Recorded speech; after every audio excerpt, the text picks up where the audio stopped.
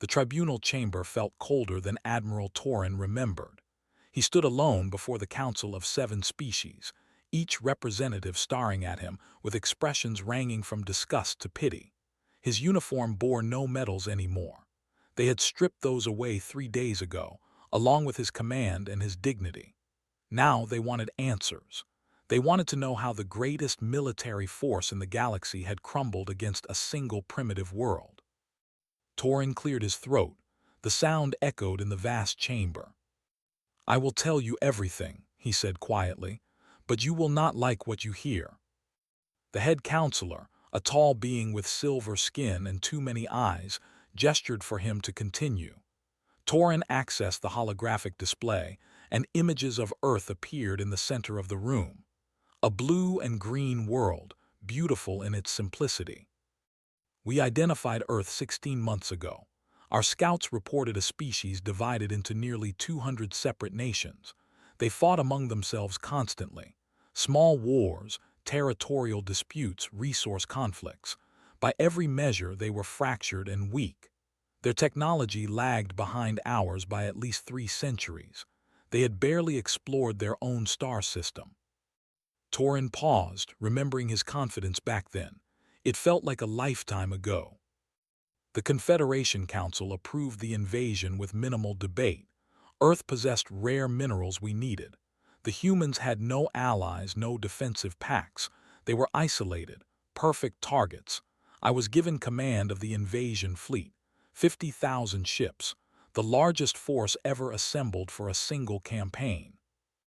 He pulled up tactical displays. Numbers and ship classifications scrolled past. Earth's defense force numbered exactly 512 vessels. Most were patrol craft and cargo haulers retrofitted with weapons. They had 17 actual warships. We outnumbered them 100 to 1. My strategic advisors estimated the war would last 2 weeks, 3 at most. One of the council members leaned forward. "Yet here you stand, 16 months later, and Earth remains unconquered." Torin nodded slowly. Earth remains unconquered, and the Confederation no longer exists as we knew it. He changed the display to show the initial engagement. Red and blue icons representing ships moved across a tactical grid.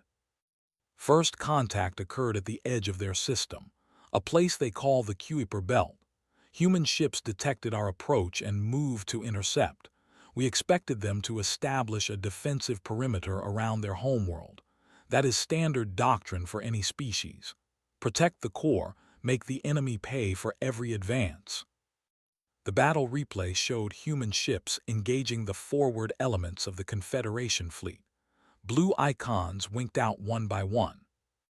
They fought well initially, better than our intelligence predicted. Their weapons were crude but effective.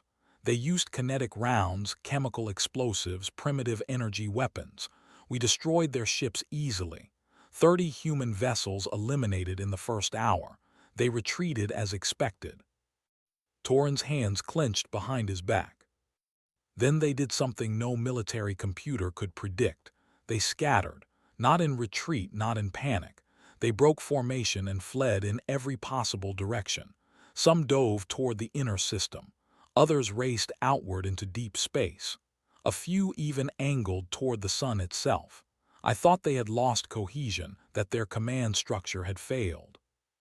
He looked at each council member in turn. I was wrong. It was a deliberate strategy. While we pursued what we thought were fleeing survivors, they were spreading out across the entire system, positioning themselves. We learned later that human military doctrine included something they called asymmetric warfare. When you cannot win a conventional battle, you change the rules. The display shifted to show Confederation ships pushing deeper into the solar system. Earth grew larger on the tactical plot. We continued the advance. I split my fleet into 3 groups. One would establish orbital control around Earth. Another would secure the outer planets and their resources. The third would hunt down the scattered human ships. It seemed logical, efficient. Torin's voice dropped lower. That is when everything changed. A human destroyer, badly damaged and venting atmosphere, suddenly altered course. It accelerated directly toward our carrier group. We targeted it immediately, hit it with everything we had. The ship broke apart under our fire. We thought it was destroyed. He paused and the silence stretched. The wreckage kept coming. Momentum carried the debris field straight into Carrier Group 7. Before we could evade, the human ship's reactor went critical. It was a deliberate overload. The explosion destroyed the carrier and 16 escort vessels. 3,000 Confederation personnel died in an instant. The council chamber remained silent. Torin continued. I received a transmission immediately after. A human face appeared on my screen. Female, young, with a calm expression that haunted me. She spoke our language. She said, "You came to our home expecting an easy victory. You will learn that humans do not die quietly. Every ship you destroy will cost you 10 of your own. Every life you take will be repaid with interest. We do not surrender. We do not retreat. We make you regret ever finding us." Torin closed his eyes briefly. Then her ship exploded too. She had been speaking from a vessel with failing life support and a compromised reactor. She used her last moments to deliver a message, to promise us suffering. He looked up at the council. That was the first day. That was when we still outnumbered them 98-1. That was when I still believed we would win. The head counselor spoke quietly. What happened next? Torin pulled up new tactical displays. More battles, more losses, more red marks indicating destroyed Confederation vessels. They made good on their promise. The holographic displays filled the tribunal chamber with images of destruction. Ship after ship, marked in red, designated as total losses. Torin watched the council members study the data, seeing their confusion grow. These were not battle losses from direct combat. The patterns made no sense according to standard warfare analysis. "You must understand," Torin said, "we trained for centuries to fight wars. The Confederation military academies teach strategy, tactics, logistics. We study historical conflicts from 1,000 worlds. We learn patterns. We create doctrine. We build algorithms that predict enemy behavior with 97% accuracy." He gestured at the displays. Humans broke every pattern. Our algorithms became worthless within a week. A council member interrupted. Surely primitive opponents would be easier to predict, not harder. Torin almost laughed. The sound came out bitter. That is what we thought. We assumed their lack of advanced technology meant limited options. We were catastrophically wrong. Humans compensated for technological inferiority with something we never anticipated: creativity born from desperation. He pulled up a new tactical report. Day 9 of the campaign. A human cargo vessel broadcasting distress signals appeared on our sensors. The transmission claimed engine failure and requested humanitarian assistance. Confederation law requires rendering aid to disabled vessels. 3 of our ships moved to assist. Torin's voice hardened. The cargo ship was packed with antimatter bombs. The humans had rigged their own vessel to explode. They killed their own crew to destroy ours. The blast vaporized all 3 rescue ships and damaged 4 others nearby. He changed the display. Day 12. Human mining stations in the asteroid belt suddenly went dark. We sent investigation teams. Every station had been converted into a weapons platform. Automated systems tracked our ships and fired. We lost 11 vessels before we cleared the belt. The humans had abandoned those stations days earlier, leaving behind traps. The council members shifted uncomfortably. Day 15. We intercepted what appeared to be civilian evacuation ships fleeing Earth. Our rules of engagement prohibited firing on non-combatants. We allowed them to pass. 6 hours later, those same ships attacked our supply convoy from behind. They were not evacuation vessels. They were carrying weapons and trained soldiers disguised as refugees. Torin pulled up communication logs. Day 18. We received surrender offers from 7 different human factions. Each claimed to represent their planetary government. Each offered to provide intelligence on other human military groups in exchange for favorable treatment. We negotiated with all 7 simultaneously. He paused. They were all the same group. All 7 negotiations were coordinated psychological operations designed to waste our time and resources. While we allocated ships to accept their surrenders at 7 different locations, human strike teams hit our communication relay network. We lost coordination across 3 sectors. A council member spoke up. This is guerrilla warfare, unconventional tactics, unpleasant but not unprecedented. Torin shook his head. It was more than that. Humans adapted faster than any species we had encountered. They studied us while fighting us. Every engagement taught them something new about our technology, our procedures, our weaknesses. He displayed a recovered human data file. We found this on a destroyed human vessel, a training manual updated daily. It contained detailed information about our ship classes, weapon capabilities, shield frequencies, tactical preferences. They had been monitoring every battle, analyzing every exchange. They learned our language in weeks, not just words but grammar, syntax, cultural context. Torin zoomed in on specific sections. They identified which species crewed which ships based on communication patterns. They learned that VRIN officers like myself prefer aggressive forward assaults, that Kelter navigators always choose the mathematically optimal course, that Dren engineers prioritize efficiency over redundancy. They weaponized that knowledge. He pulled up a battle recording. Day 23. A human frigate engaged one of our patrol groups. Instead of fighting, the human captain broadcast a message in perfect VRIN. She knew our cultural protocols. She challenged me personally to single combat, knowing VRIN honor codes would compel a response.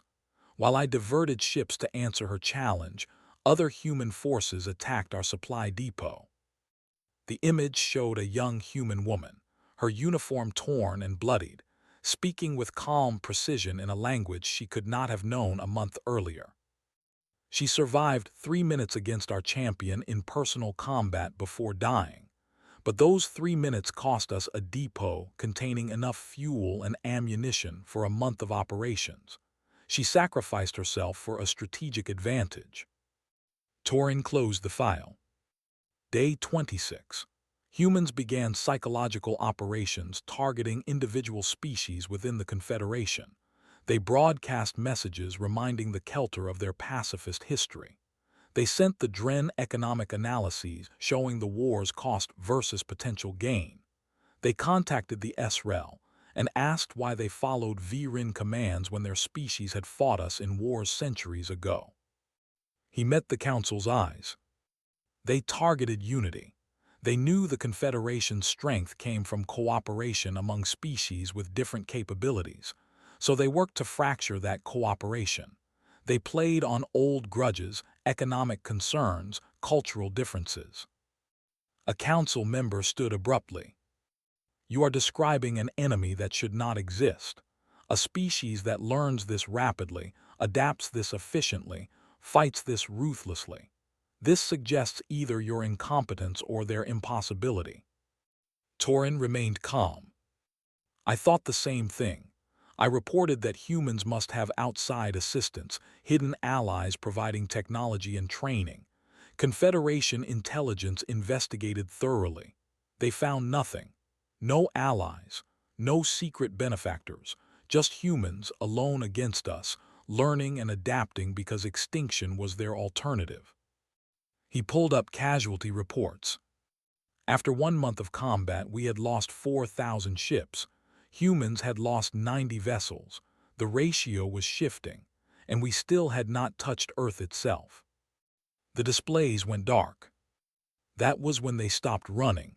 That was when they started hunting. Torin activated a new set of tactical displays, these ones marked with timestamps from the 2nd month of the war. The patterns showed something disturbing. Confederation ships began disappearing without explanation.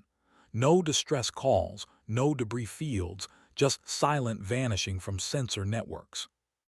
Week 5 began our descent into paranoia, Torin said. Our numerical advantage, which I had considered our greatest strength, became a weakness we could not overcome. He gestured to the star map showing his fleet's positions. I commanded 50,000 ships spread across an entire star system. Coordination required constant communication, supply lines, patrol routes, scheduled check-ins. We operated like a machine, precise and efficient. Humans exploited that precision. The display zoomed to show the asteroid belt between the 4th and 5th planets. A patrol group of 8 ships went silent here. We sent a recovery team. They found the ships intact but completely dead. No power, no life support, no survivors. Every system had been systematically disabled by a computer virus. The crew had suffocated in the dark. Torin's hands trembled slightly before he controlled them. The virus carried a message in its code, a simple phrase in our own language. We are learning. Human technical experts had infiltrated our computer networks. They were inside our systems, studying our technology from within. He changed the view to Jupiter's orbit. Week 6. A supply convoy vanished near the gas giant. 200 ships carrying fuel, ammunition, food, medical supplies. We searched for 3 days. We found them hidden in the upper atmosphere of the planet itself. Humans had hijacked the entire convoy without firing a shot. They used captured Confederation access codes and simply ordered the convoy to follow them. A council member interrupted. How did they obtain command codes? Torin pulled up intelligence reports. We never determined the exact method. Captured personnel hacked communications, inside agents we never identified. Perhaps all 3. The point is they had penetrated our security at every level. We changed codes daily. It did not matter. Humans adapted faster than we could secure our systems. He displayed combat footage from a battle near Mars. Week 7. First confirmed sighting of human ships equipped with Confederation weapons, not copies or primitive imitations. Our actual weapons, removed from captured vessels and integrated into their ships. They had reverse-engineered our technology in less than 6 weeks. The footage showed a human destroyer, firing energy beams identical to Confederation military-grade weapons. But they did not simply copy what we built. They improved it. Human engineers modified our plasma cannons to fire at higher temperatures. They reconfigured our shield generators for better efficiency. A captured human ship's log contained notes about making our technology less wasteful and more practical. Torin almost smiled at the memory, then stopped himself. They were better engineers than we were, not because of superior knowledge or advanced science, because they approached problems differently. Confederation technology evolved over thousands of years, becoming standardized and rigid. Human technology was young enough to remain flexible. They had not developed doctrines that limited their thinking. He pulled up personnel reports. Week 8. Morale began declining across my fleet. Crews reported stress, insomnia, paranoia. Officers questioned orders. Soldiers hesitated before following procedures that might be compromised. We were fighting an enemy we could not predict, using systems we could not trust, in an environment where any ship might be a trap. The displays showed medical statistics, psychological evaluations, incident reports of crew members refusing duty or requiring sedation. A Dren engineering team sabotaged their own ship's weapons rather than use them. They feared human viruses had compromised the targeting systems and would cause friendly fire. The fear was not irrational. 3 days earlier, a weapons malfunction had destroyed 2 of our own vessels. We never confirmed if it was human sabotage or mechanical failure. The uncertainty was almost worse than knowing. Torin changed the view to Earth's moon. Week 9. We prepared for a major assault on Earth's lunar installations. Intelligence indicated significant military infrastructure on the surface and underground. I committed 3,000 ships to the operation. We would overwhelm their defenses through sheer numbers. He paused, letting the council anticipate the outcome. The attack was a disaster. The lunar surface contained 3 times the defensive weapons our intelligence had reported.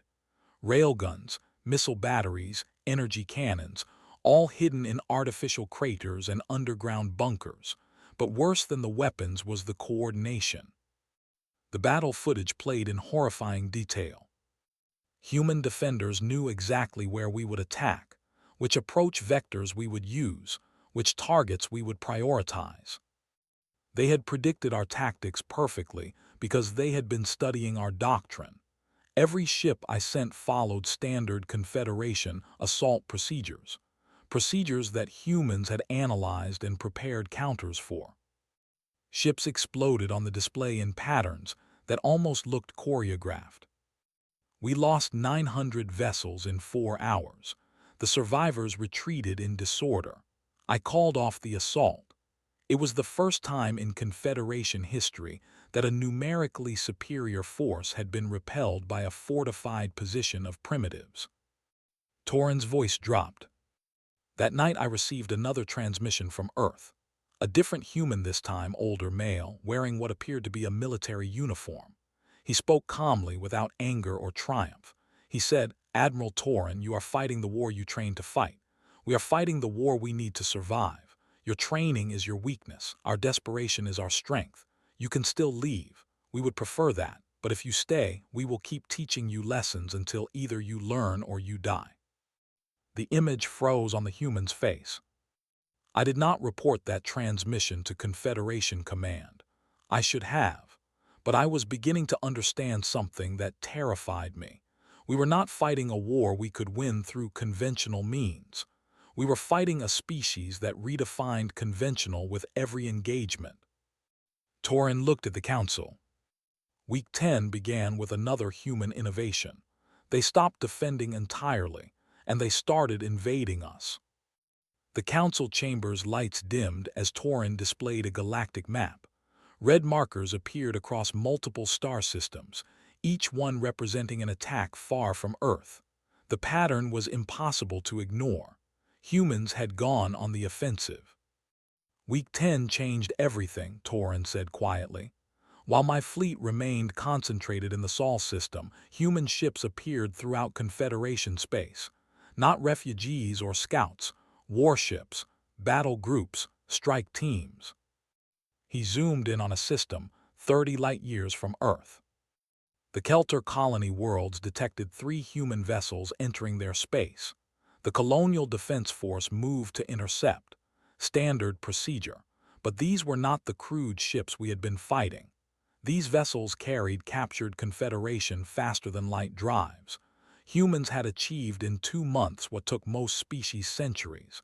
They had reverse-engineered our propulsion technology. The map showed human ships striking at targets across a dozen systems. They did not attack randomly. Every target was carefully chosen for maximum strategic impact. Fuel refineries, ship construction facilities, communication hubs, food production centers. They studied our supply chains and identified critical nodes. Then they systematically destroyed them. A council member stood, anger clear on their features. "You allowed enemy forces to bypass your fleet and attack our homeworlds." Torin met their gaze without flinching. "I had no choice. My orders were to conquer Earth. If I abandoned that mission to chase human raiders, I would be court-martialed for disobedience. If I split my forces to defend Confederation territory and assault Earth simultaneously, I would be too weak to accomplish either objective. Humans had placed me in an impossible position." He pulled up communication logs. "I requested reinforcements from Confederation Command. They denied the request. I asked for permission to withdraw from Sol system and defend our territory. They denied that as well. Command insisted Earth was the priority. that defensive forces already stationed at our worlds would handle the raiders. Torin's expression darkened. Those defensive forces were not prepared for what humans had become. A single human destroyer attacked a Viren military depot in the Helios system. The depot was defended by 40 ships. Standard doctrine suggested an attacker would need at least twice that number for a successful assault. The humans did not care about doctrine. Combat footage appeared on the displays. The human ship did not engage directly. It broadcasted detailed intelligence about corruption among the depot commanders. Names, financial records, evidence of embezzlement and black market dealings. Then it transmitted this information to the common soldiers defending the depot. The broadcast was in perfect VRIN, using cultural references and honor codes specific to military culture. Torin watched the footage play out. Half the defending ships turned on their own commanders. The depot descended into civil conflict. While VRIN forces fought each other, the human vessels simply left. They destroyed the depot without firing a shot, using information warfare instead of weapons. He changed the view to another system. Week 11. A human battle group arrived at the SREL agricultural worlds. These worlds fed billions across Confederation space. The SREL are pacifists. They maintain only minimal defensive forces.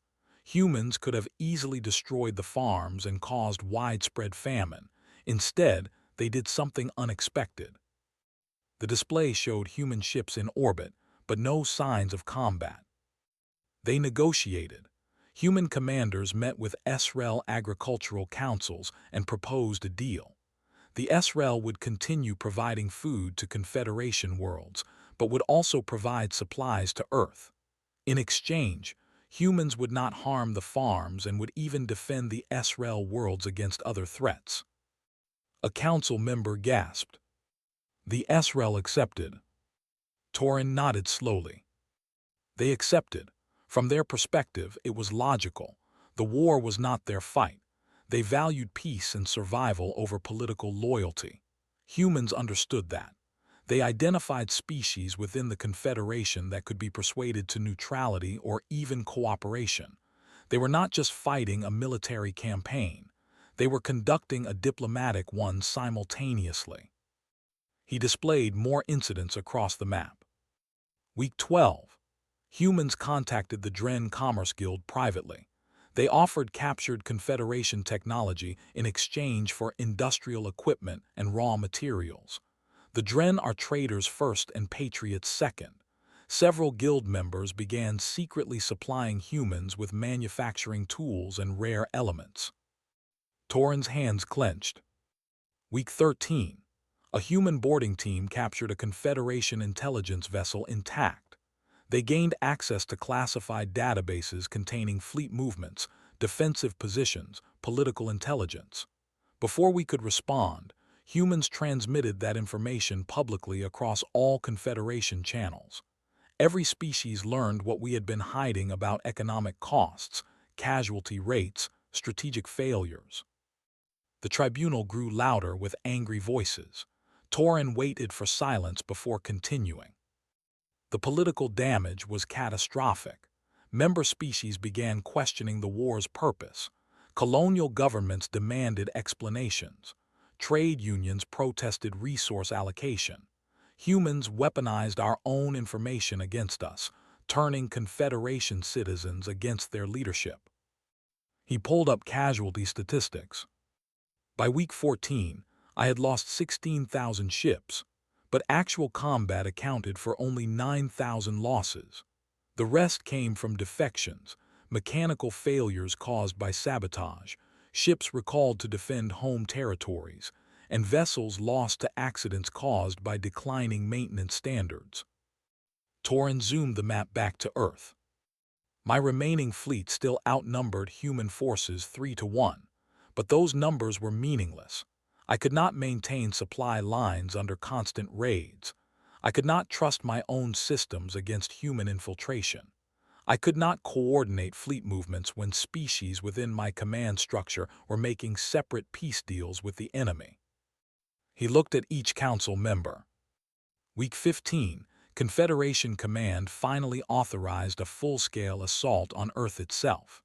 Every remaining ship, every available weapon, one final coordinated attack to end the war through overwhelming force.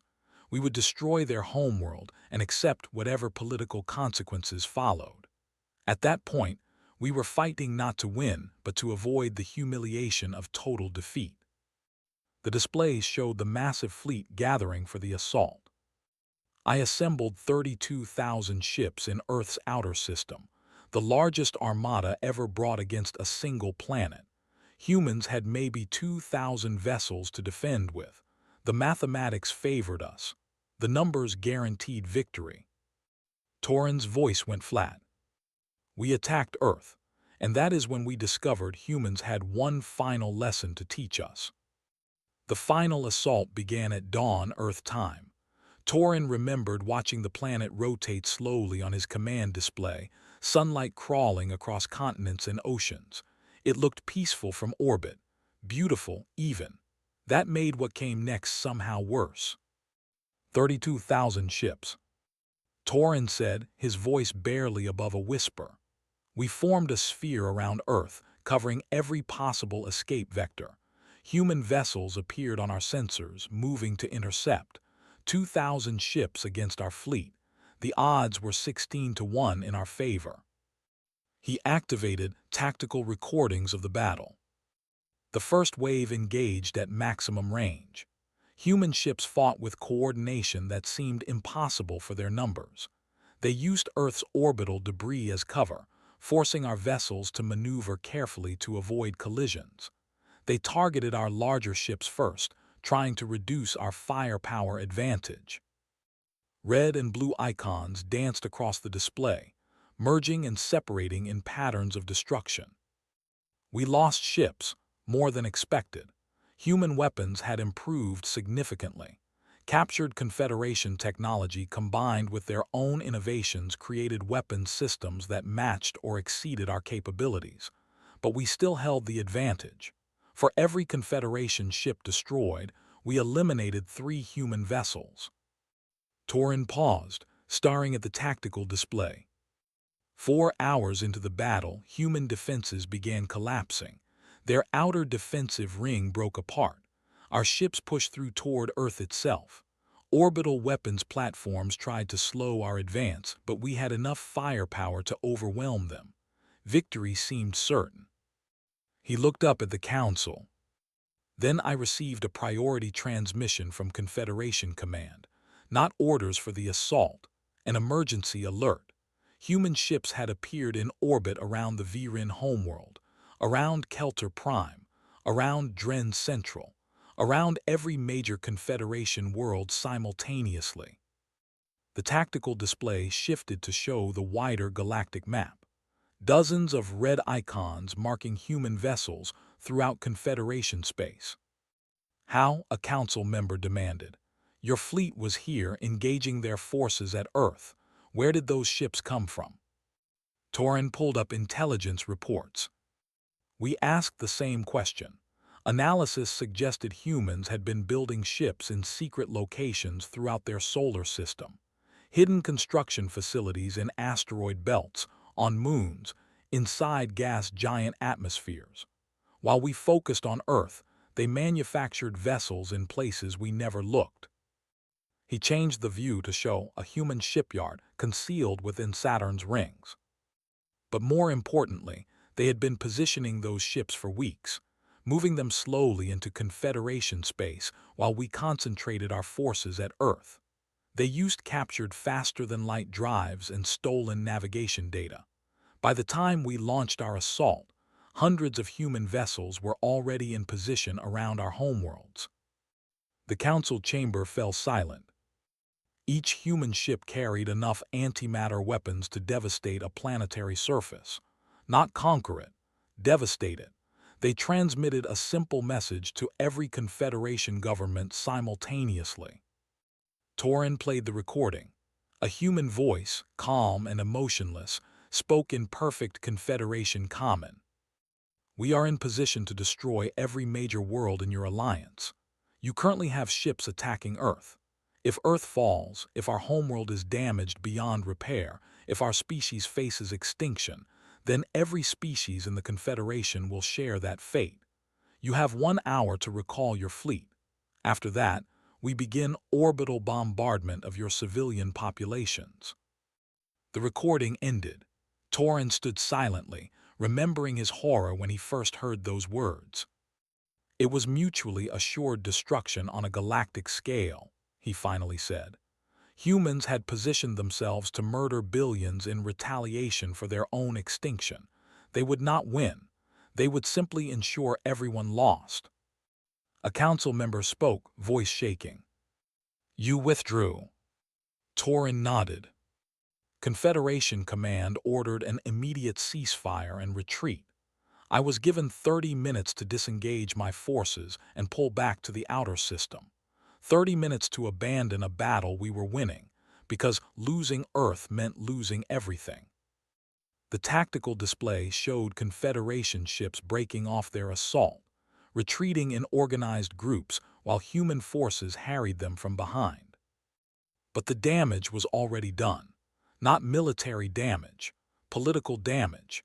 Every Confederation species now knew that continuing the war meant risking their homeworld. Every civilian population understood their government had brought them to the edge of annihilation for a conquest that brought them no benefit.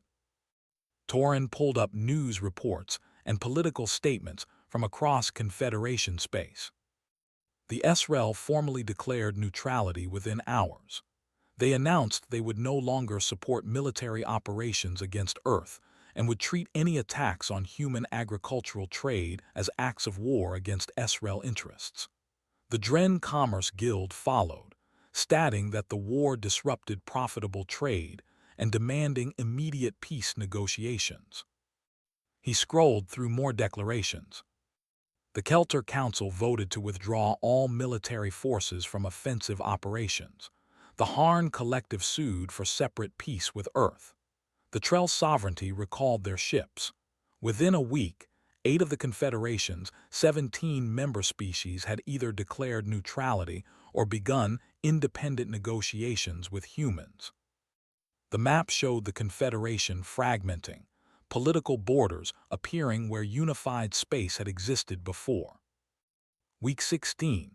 I received orders to maintain position in the outer Sol system but take no offensive action. Defensive posture only. Confederation Command was negotiating, trying to salvage something from the disaster, but they had no leverage. Humans still had ships positioned around our homeworlds. They still held the threat of mutual destruction. Torin closed the tactical displays. Week 17.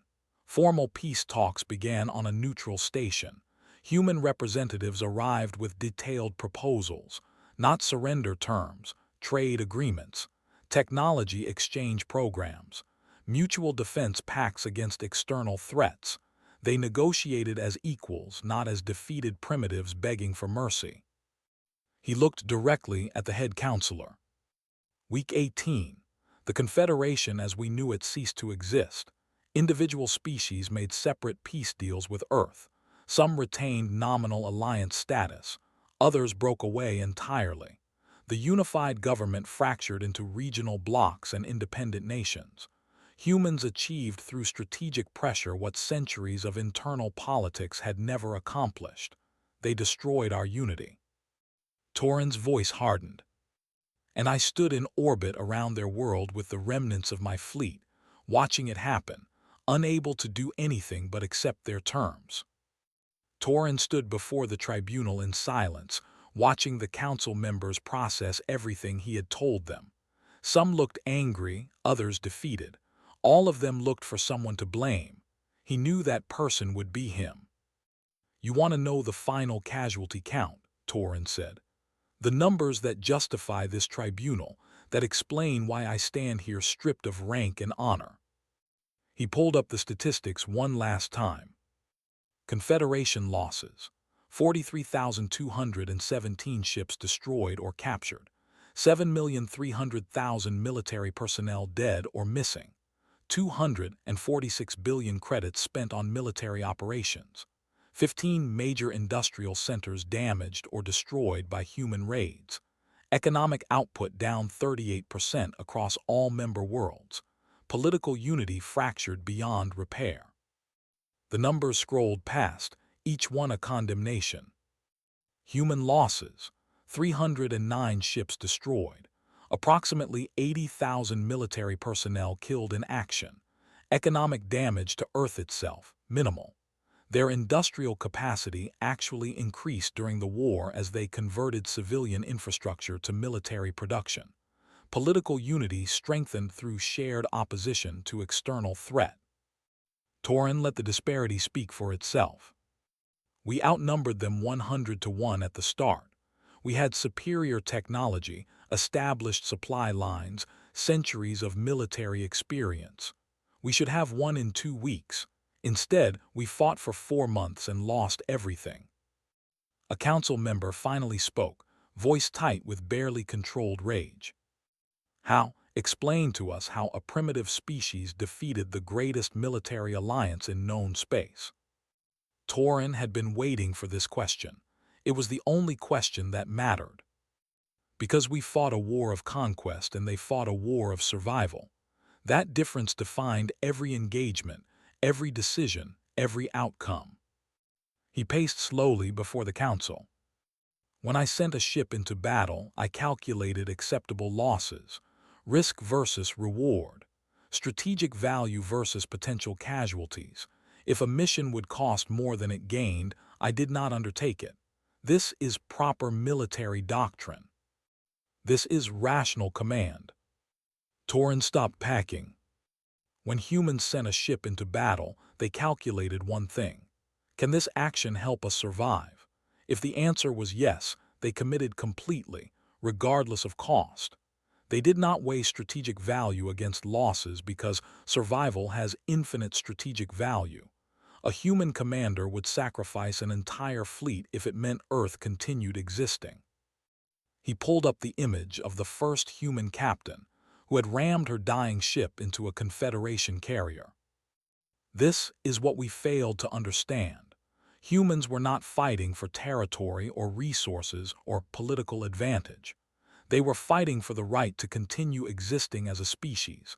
That desperation gave them strength we could not match with numbers or technology.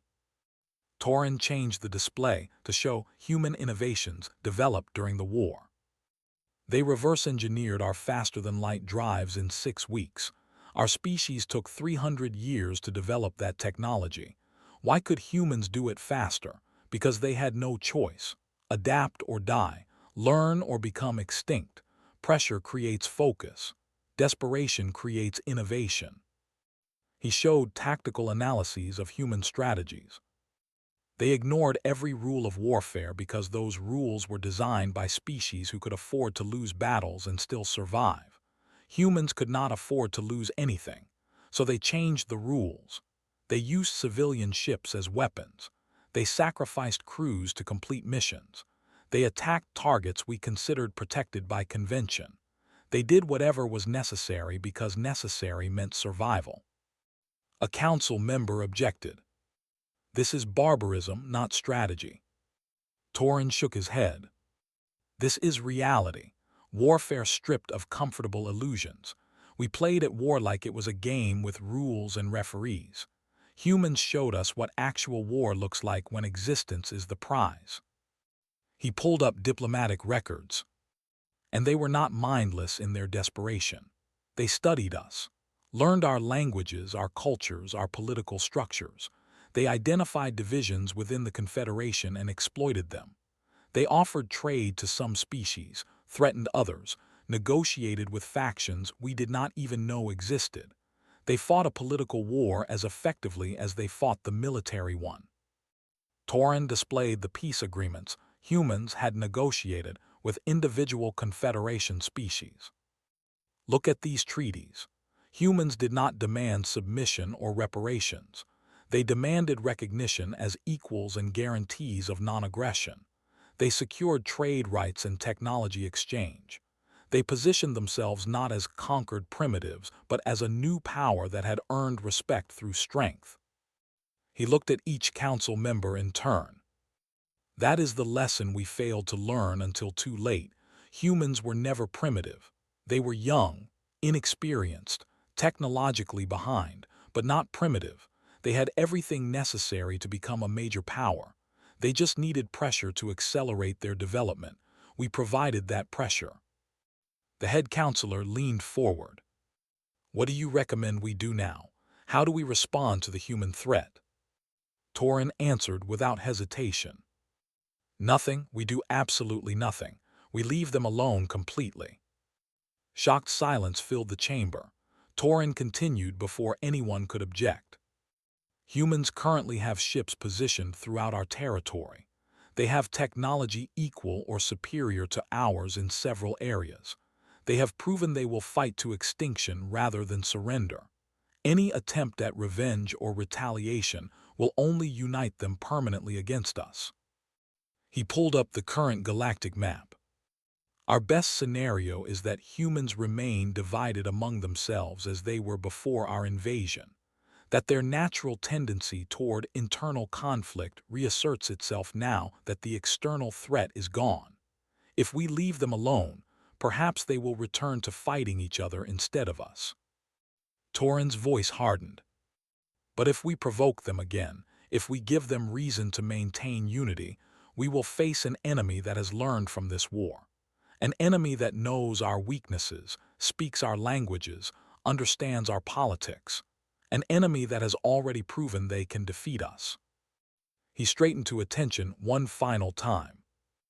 You asked me to explain how we lost. I have done so. We lost because we underestimated an opponent based on their age rather than their potential. We lost because we brought limited commitment to a fight against total commitment. We lost because we thought numbers and technology guaranteed victory, while humans understood that will and adaptability matter more. Torin looked at the council with cold clarity. We outnumbered them 100 to 1 and still lost everything. Not because we were unlucky, because they were willing to do whatever it took to survive, and we were not willing to pay the price necessary to make them extinct. That is the only lesson that matters. That is the difference between survival and victory. The tribunal remained silent as Torin stood waiting for judgment he already knew would come. But the judgment did not matter. The war was over. Humans had won, and the galaxy would never be the same.